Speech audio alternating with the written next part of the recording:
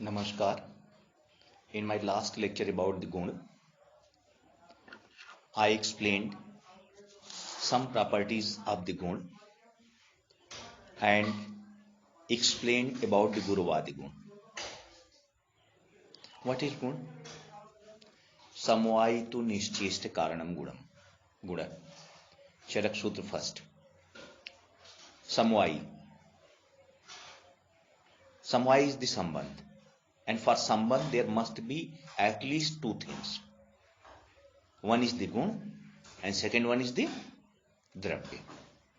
So it is Samvai to the Dravya. Nischest. It is Chesta Rahit. It is not doing anything.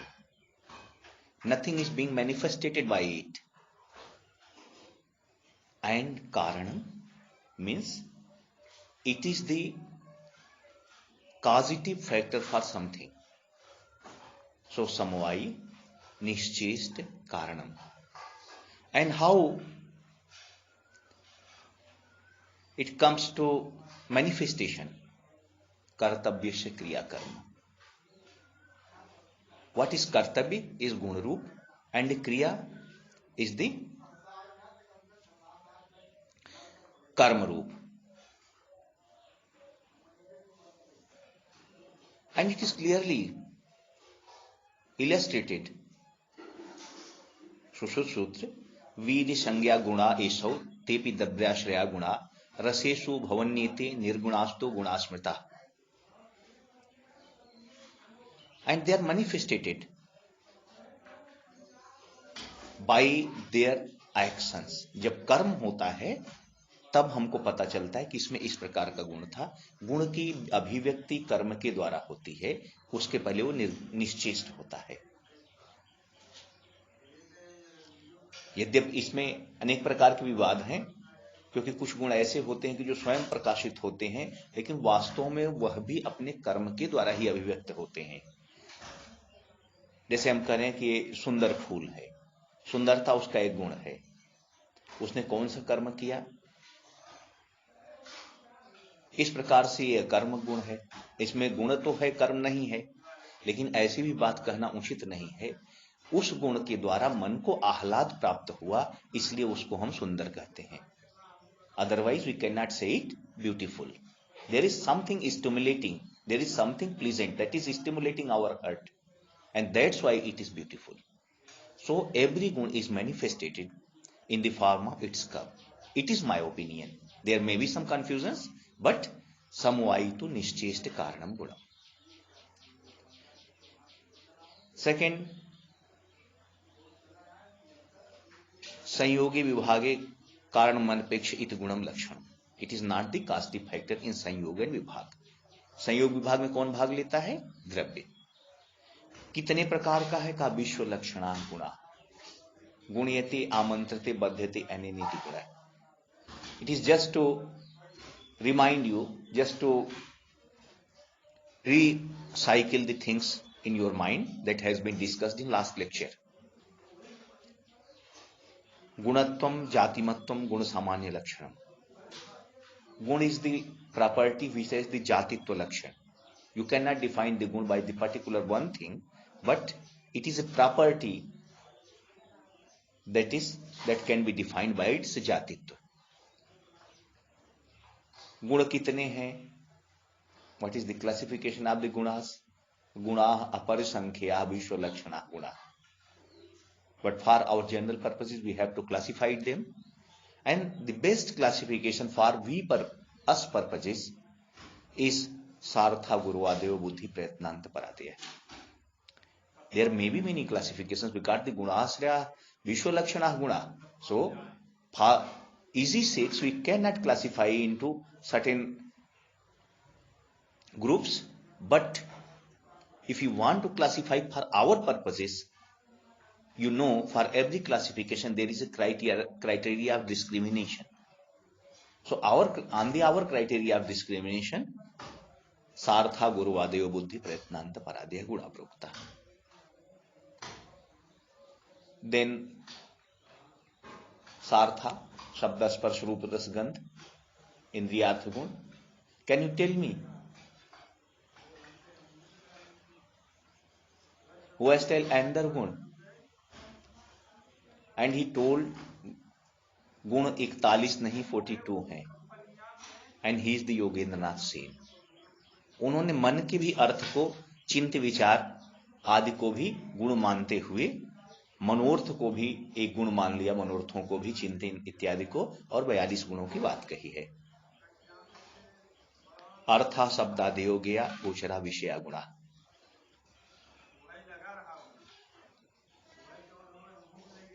सार्था गुरुवादेयो बुद्धि प्रयत्नांत. बुद्धि इच्छा द्वेष सुख दुख प्रयत्न, द्यार्दी बुद्धि प्रयत्नांत. परादेय परत्व अपरत्व युक्त संख्या संयोग विभाग पृथकत्व परिणाम अभ्यास और संस्कार. The Gurvad Gun has been discussed before you in last lecture. Today I am giving some glimpses about the Artha Gun. Artha means Indriyartha Gun. The first Mahabhut, according to the origin, is the Akash. And the natural property of the Akash Gun, Naisargik Gun, is the Sabd. Mahabhut, Akash. Natural property, Shabd. It is little bit not correct because the Shabd, Tanmatra, then Shabd Mahabhut, then Shabd Gun. So the term Shabd is the prior before the Akash Mahabhut. Shabdas, Sparsa, Rupras, Gandh, they are the Tanmatric stage and they are the Guni stage. So when we say Shabd Gun, it means it is property of the Mahabhut. When we say the Tanmatra, means it is the precursor of the Mahabhut. So the same term may be used at two places, and that is right, because the origin is that, and after the Mahabhut the manifestation is there, and that's why Akash Mahabhut. Indri, Shravanendri, Shravanendri Grahya Guno, the property which we can accept by the Shravanendri is the Shabd Gun. Sometimes it is very often asked question is how the Mahabhut are 5 only. Mahabhut 5 ही क्यों है? 6 भी हो सकते हैं,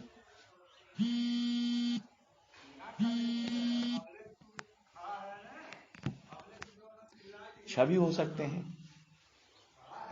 7 भी हो सकते हैं, 2-4 भी हो सकते हैं, आखिर 5 ही क्यों है? Then there are some explanations. What I reveal is that when we observe something by our इंद्री, हम किसी भी चीज को अपनी इंद्रियों से देखते हैं, उसको स्वीकार करते हैं. And we can not observe the universe more than 5 ways. हम किसी भी चीज को, इस ब्रह्मांड की समस्त चीजों को हम केवल 5 प्रकार से ही प्राप्त कर सकते हैं, ग्रहण कर सकते हैं, ऑब्जर्व कर सकते हैं, परसीव कर सकते हैं, इंस्पेक्ट कर सकते हैं, देख सकते हैं. यह हमारी ज्ञानेंद्रियों की सीमा है. 20 से 20,000 हर्ट्ज सुन सकते हैं, रेड से लेकर वायलेट तक के कलर्स देख सकते हैं, and only we can perceive by our इंद्रियास.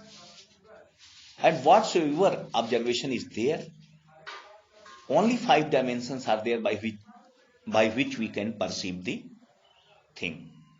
And what the ultimate energy is coming to us to stimulate our Gyanendri, the ultimate stimulator of that particular thing may be assumed as a Mahabhut. शब्द आया तो शब्द का originator कहां से है, कैसे हुआ, उसके महाभूत को मान लिया. स्पर्श आया, एक इंद्रिय को स्टिमुलेट किया, तो उसका रूट कहां से, कौन सा उसका ओरिजिनेटर है. And since we can observe all the things only in 5 ways, that's why I classified the wholesome things of the universe as the ultimate 5 realities, and that is the 5 महाभूत. अपने observation की क्षमताओं के अनुसार हमने ग्रहण किया। किस चीज को किस प्रकार की चीज से हम ऑब्जर्व कर सकते हैं, उसके अनुसार उसके अल्टीमेट पार्ट को महाभूत कहा गया। चक्षु से देखे जाने वाली समस्त प्रकार की ऊर्जा अग्नि महाभूत, स्पर्श से देखे जाने वाले समस्त प्रकार की ऊर्जा या द्रव्य वायु महाभूत, रसना से देखे जाने वाले समस्त प्रकार के ऑब्जर्व की जाने वाले समस्त प्रकार के गुण जल महाभूत, और नासा से ग्रहण किए जाने वाले गंध महाभूत। इस प्रकार से that may be a possible explanation. Then शब्द महाभूत, आकाश महाभूत, शब्द श्रवणेन्द्रिय ग्राह्य। सामान्य रूप से जो शब्द हम लोग सुनते हैं भौतिक रूप से, हम तन्मात्रा की बात नहीं कर रहे हैं, वो दो प्रकार का होता है। ऐसा लिखा है शास्त्रों में, ध्वन्यात्मक और वर्णात्मक। I am not agree with this thing. Actually that may be the ध्वन्यात्मक and that may be the वर्णात्मक। बोथ आर द ध्वन्यात्मक। It is the quality of the dhwani that we perceive them as Varna. I am saying ka, you are perceiving the ka as letter Varna ka. And there is the dhwani dum, and we can say dum, and we write the dum, and when we pronunciate the dum, a dhwanyatmak, that is the Varnatmak, but we are just getting the dhwanyatmak reflections. And that's why in ultimate sense that may be dhwanyatmak or varnatmak, both are the same. It is the quality of our brain, our receptors, that they perceive them after a long run that this is the one and this is dhwani. And you can appreciate this thing very easily. You go somewhere, and if someone is speaking in an unknown language, you cannot differentiate between the dhwanyatmak and varnatmak. One thing is there. Varnatmak shabd is the quality of the extra effort of the vocal cord, and that is in the developed things only. Suppose if we hit something, there is the dhwani, संयोगात्मक ध्वनि। घंटा बजाया, ध्वनि हुई। पत्थर पर मारा, ध्वनि हुई। किसी ऐसी चीज पर किया, ध्वनि हुई। या वियोगात्मक, जिसे कपड़ा फाड़ा, ध्वनि हुई। दोनों ही प्रकार की अवस्थाओं में ऊर्जा संरक्षण के नियम के अनुसार ऊर्जा का संरक्षण होता है और मैकेनिकल एनर्जी ध्वनि एनर्जी में कन्वर्ट होती है। इस ध्वनि एनर्जी को हमारे कान ग्रहण करते हैं, and it is the beauty of the receptors that may be very loud, that may be very easy, but every time the 6 millivolt current goes to our brain, and the ultimate reality lies there. वह पहचानता है कि यह ध्वनि अधिक तीव्र है या अधिक धीरे है। 6 मिलीवोल्ट की करंट हर बार जाती है, चाहे कितनी तेज आवाज हो, चाहे कितनी सीधी हो, सरल हो, शांत हो, लेकिन उस प्रकार की ध्वनि को अपने अनुसार ग्रहण करता है। लंबे समय के अभ्यास के बाद we becomes able to take the voluntary actions by the vocal cord. बच्चा पैदा होता है तो क्यों ध्वन्यात्मक रहता है, लेकिन धीरे धीरे धीरे धीरे प्रयोग के द्वारा, अपने वोकल कार्ड्स के द्वारा वो ऐसी ध्वनियों को निकालना शुरू करता है जिसका वर्णात्मक महत्व है। क, क, मा, मा, पा, पा। Actually they are the वर्णात्मक, but since we can perceive them as ध्वन्यात्मक, so we perceive it. माम, पाम, पानी, Poopó, like that. So I am in total opinion that ध्वन्यात्मक and वर्णात्मक both are the ध्वन्यात्मक. It is a little bit more sophisticated due to the extra action of the vocal cord and extra perception of our brain that we can perceive the ध्वन्यात्मक as वर्णात्मक. मनुष्यों में क्षमता अधिक होती है. We can perceive in पशु पक्षी, तोता भी बोल लेता है और उसकी ध्वन्यात्मक शब्दों को हम लोग समझ लेते हैं। मैना भी बोल लेती है, उसके ध्वन्यात्मक शब्दों को समझ लेते हैं। कुछ प्रकार के जीव ऐसे हैं जो मनुष्यों की तरह से रोते हैं, आपको लगेगा कोई बच्चा रो रहा है। इस तरह से ध्वन्यात्मक और वर्णात्मक। संयोग विभाग से, संयोग से जैसे भेरी दंड घंटे पर मारा, विभाग से जैसे कपड़ा फाड़ा, दोनों प्रकार से ध्वनियां होती हैं ऊर्जा संरक्षण के नियम के अनुसार। और that is a very beautiful thing in our ancient literature, that is the Bichi Taranga Nyaya. That is the simple observation that has been observed in modern science after 16th of the century, but that is very much illustrated in our text. Bichi Taranga Nyaya. गिरा अर्थ जल बीची सम कहियत भिन्न न भिन्न, बंदौ सीता राम पद जिन्हें परम प्रिय खिन। वाणी और अर्थ भिन्न नहीं है, जल से तरंग भिन्न नहीं है, लेकिन एक विशेष प्रकार की आवृत्ति में जल का चालन होने से तरंगे उत्पन्न होती हैं। एक स्थान पर पत्थर फेंका, एक तरंग उत्पन्न हुई, उसने द्वितीय तरंगों को जन्म दिया, द्वितीय तरंगे उत्पन्न हुई, आगे की तरंगे होती गई। और इस प्रकार से कदम्ब पुष्प न्याय या बीची तरंग न्याय की तरह से ये तरंगे फैलती गई। तरंगों के फैलने की भी ये प्रवृत्ति उन्होंने कितने अच्छे तरीके से बताया। काय कदम्ब पुष्प न्याय है, सारी पंखुड़ियां एक साथ चारों तरफ फैलती हैं। ऐसे ही एक स्थान पर उत्पन्न हुई बीची अपने चारों तरफ की तरंगे फैलाती जाती है। ये ध्वनि के प्रोपोगेशन का सिद्धांत है। एक स्थान पर उत्पन्न हुई ध्वनि अपने चारों तरफ बीची तरंग न्याय से फैलती जाती है। That is very beautiful explanation. So शब्द आकाश महाभूत का गुण है, श्रवणेन्द्रिय ग्राह्य है, दो प्रकार का होता है, ध्वन्यात्मक वर्णात्मक। प्रोपोगेशन बीची तरंग न्याय से होता है।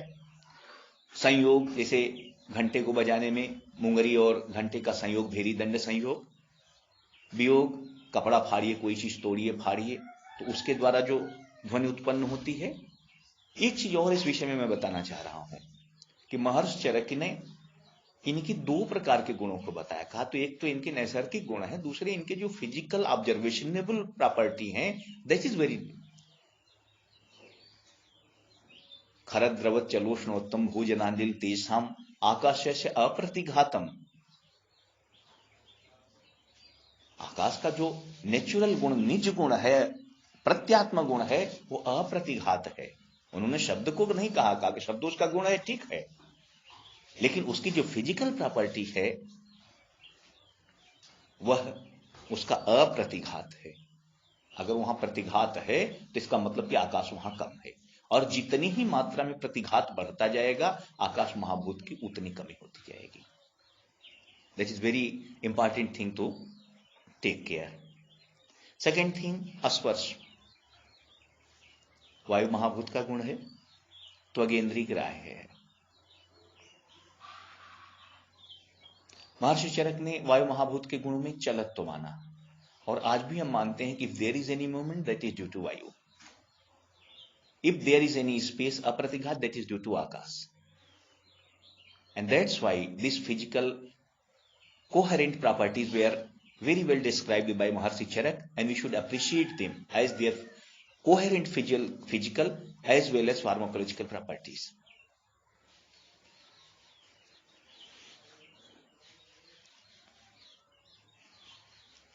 वायु महाभूत का गुण, वायु का गुण तत्र रुक्षो लघु सीत चलोथ विशद खर, चल रुक्ष गुण है। और वायु महाभूत स्पर्शेंद्रिय ग्राह्य है, स्पर्शनेन्द्रिय, त्वगेंद्रिय ग्राह्य है। लिखा कि शीत उष्ण अनुष्ण शीत तीन प्रकार का स्पर्श होता है। That is only the thermal observation. ऋषियों ने लिखा कि शीत उष्ण और अनुष्ण शीत, ये तीन प्रकार के जो स्पर्श होते हैं ये त्वगेंद्रिय ग्राह्य हैं। इसके अतिरिक्त भी स्पर्श होते हैं। खरता का स्पर्श, चिकन होना, उसका स्पर्श, स्मूथ होना किसी सरफेस का, ये भी स्पर्श ग्राह्य है। अनुष्ण शीत होने के बाद भी ये त्वगेंद्रिय ग्राह्य ही है। अन्य किसी इंद्रिय से किसी चीज की खरता या रुक्षता या इसके बारे हम नहीं देख सकते। रुक्षता तो कुछ चक्षुरेंद्रिय से भी देख सकते हैं, लेकिन खरता तो स्पर्शेंद्रिय ग्राह्य है। और श्लेष्णता भी स्पर्शेंद्रिय ग्राह्य है, छू करके ही देख सकते हैं। तो इसलिए शीत उष्ण अनुष्ण शीत के अतिरिक्त स्पर्श से होने वाले जितने भी गुण ग्राह्य हैं सब स्पर्शनेन्द्रिय ग्राह्य गुण हैं। चरक ने लिखा कि अस्पर्शनेभ्याधिको वायु अस्पर्शनम च त्वगाश्रितम।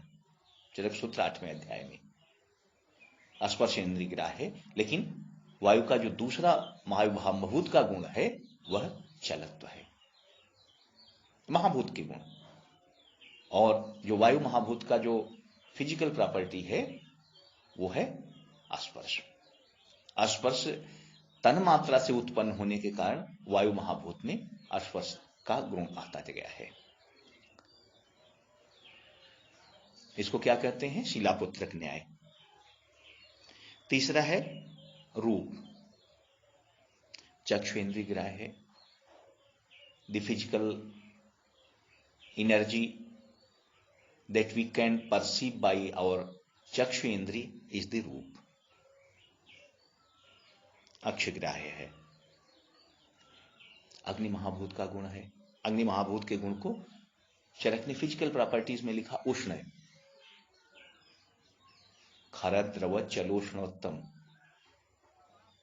खरता लिखा पृथ्वी का गुण, द्रव लिखा जल का गुण, चल लिखा वायु महाभूत का गुण और अग्नि का गुण लिखा उष्णता। उष्णता के पहले चूंकि रूप तन्मात्रा थी, उत्पन्न होने के कारण रूप की जितनी भी ग्राह्यता है उसके पीछे कारणता है अग्नि महाभूत की। अग्नि महाभूत के न होने से रूप गुण की ग्राह्यता नहीं रहेगी। और अग्नि महाभूत का दूसरा गुण है उष्णत्व होना। लेकिन उष्णत्व होने से केवल रूप ग्राह्यता नहीं आती है, लेकिन अगर रूप ग्राह्यता है तो अग्नि महाभूत निश्चित ही है, उसके बिना रूप ग्राह्यता नहीं हो सकती। दोनों ही गुण उसके आस। उन्होंने लिखा कि रूप कितने प्रकार का है। कहा कि शुक्ल, नील, पीत, रक्त, हरित, कपिश और चित्र सप्तविधि रूप है। पृथ्वी जल तेजो वृत्ति। दर्शन ग्रंथों में तर्क संग्रह में लिखा कि पृथ्वी जल और तेज की वृत्ति से इस प्रकार के रूप दिखाई देते हैं। का पृथ्वी महाभूत के होने से 7 प्रकार के रूप दिखाई देते हैं। जल महाभूत के होने से अभास्वर शुक्ल होता है। भास्वर शुक्ल का मतलब कि जिसमें चमक हो, ग्लिस्टर हो। और भास्वर शुक्ल होता है तेजो महाभूत की अधिकता से। यानी ये तीनों महाभूतों में तेज महाभूत से रूप की शुरुआत होती है, भास्वर शुक्ल।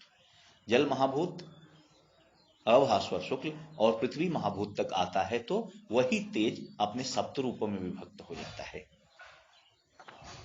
इस प्रकार रूप गुण चक्षु इंद्रिय से ग्रहण किए जाने वाला गुण है।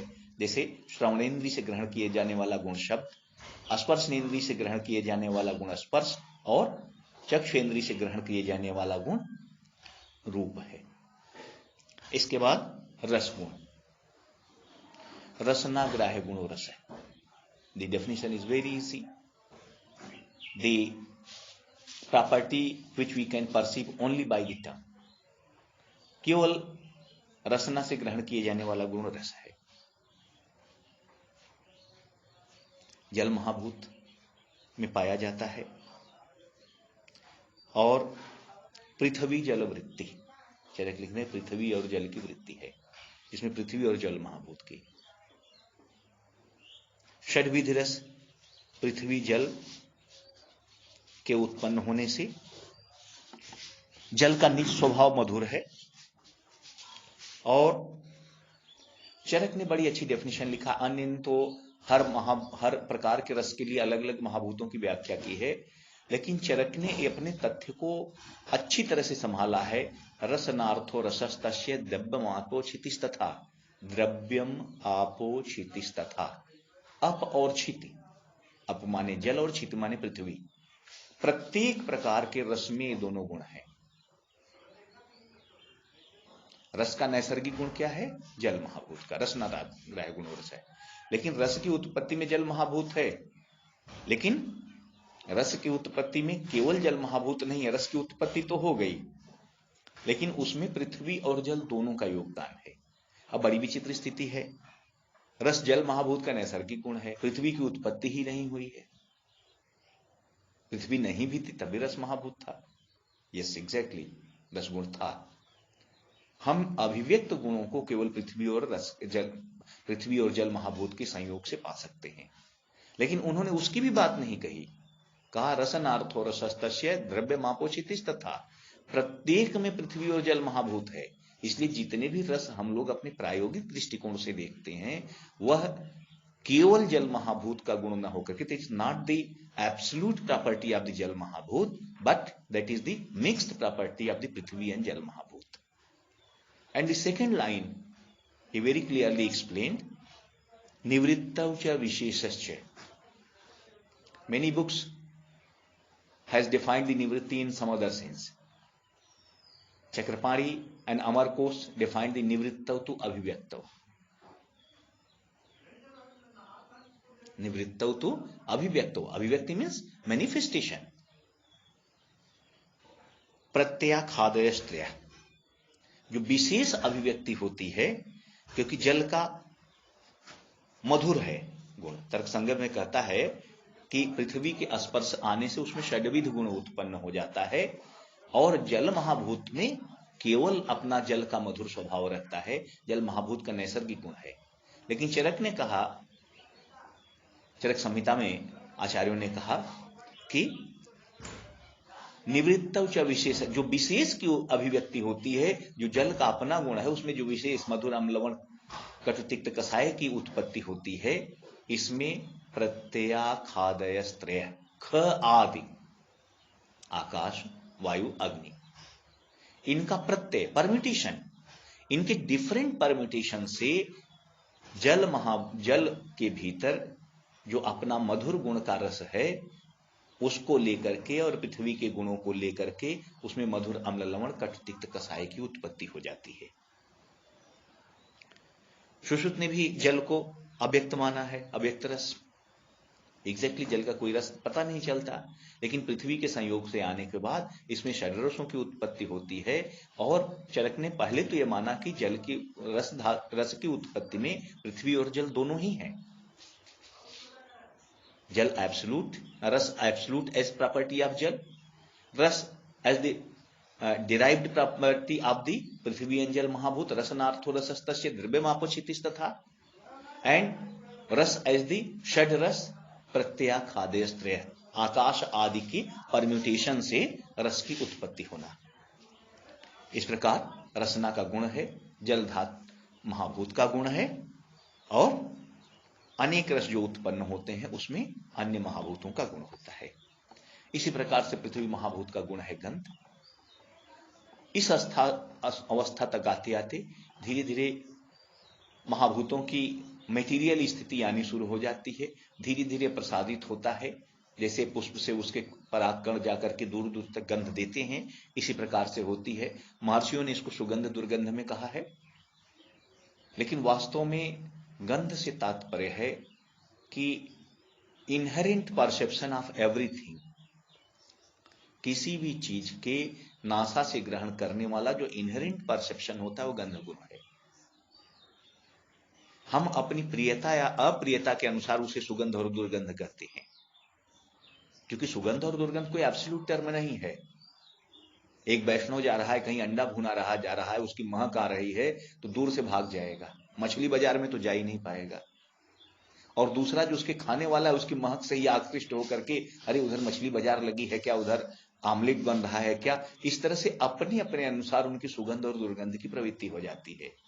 सो सुगंध एंड दुर्गंध is not absolute properties, it depends on the observer. ये प्रमाता के ऊपर निर्भर है कि किस प्रॉपर्टी को सुगंध कहता है और किस प्रॉपर्टी को दुर्गंध कहता है। पृथ्वी महाभूत में समस्त गुणों का आधान है, इसमें पांचों महाभूतों का समावेश हो जाता है। गंध गुण की अधिकता होती है, इसलिए पृथ्वी में गंध गुण है और गंधवती पृथ्वी कहा गया है। पृथ्वी का अपनी एक गंध होती है, और कभी कभी आपने देखा होगा, शायद ऋषियों ने ऑब्जर्व किया हो कि बरसात होने के बाद लोग कहते हैं कि भूमि की महक निकल रही है, एक अजीब सी गंध आ रही है।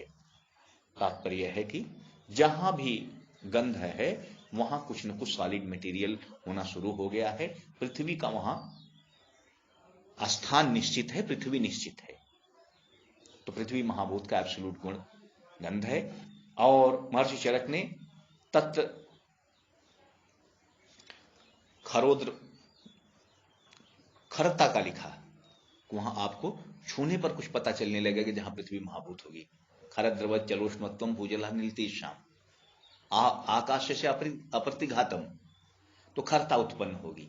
तो निश्चित रूप से these are the two properties by which we can perceive the presence of the Prithvi Mahabhut, or where there is the Prithvi Mahabhut, these properties will be absolutely there because they are the samovayikar. So रसनार्थो रसस्तस्य द्रव्यमापोचितिस्तथा निवृत्तौ च विशेष च प्रत्याखादेस्त्र रसधातु and Prithvi गंधवती Prithvi. So we can memorize it. What is the gun? गुणेति आमंत्रते बध्यते अनेनित गुण. What is the विश्वलक्षणा? Who has said 42 properties, 42 गुण? Who has said the 8 properties of the वीर्य is the गुण?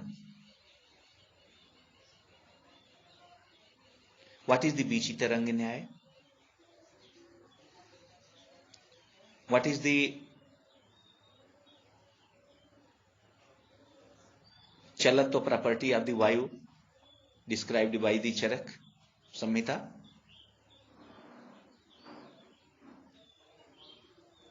What is the Bhaswar and Abhaswar Shukla? Dravya Mapo Chitis Tatha. What does it indicate? What is the Nivritta? What is the Visheshascha? And what is the Gandhagun? By these questions, you can assess yourself, and in next lecture, I will try to explain the Pratnanta Gun and Paratva Gun. Thank you very much.